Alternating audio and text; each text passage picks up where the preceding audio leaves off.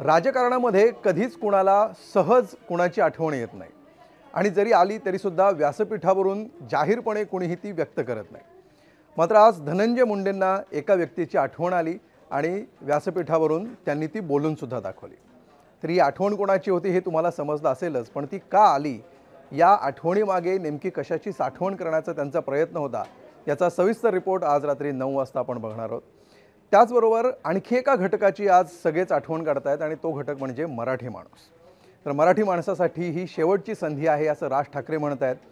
मराठी माणूस खुश आहे असं भाजपचं म्हणणं आहे। ऑल इज वेल, विकास होतोय, काहीच काळजी करण्याची गरज नाही असं भाजपचं म्हणणं आहे। तर राज ठाकरेंचं अर्ध म्हणणं शिंदेंच्या शिवसेनेला मान्य आहे, अर्ध त्यांना मान्य नाही आहे। काय नेमकं घडतंय आणि कुठला पक्ष कुठल्या नजरेतून मराठी माणसाकडे पाहतोय हे सुद्धा आपण बघणार आहोत।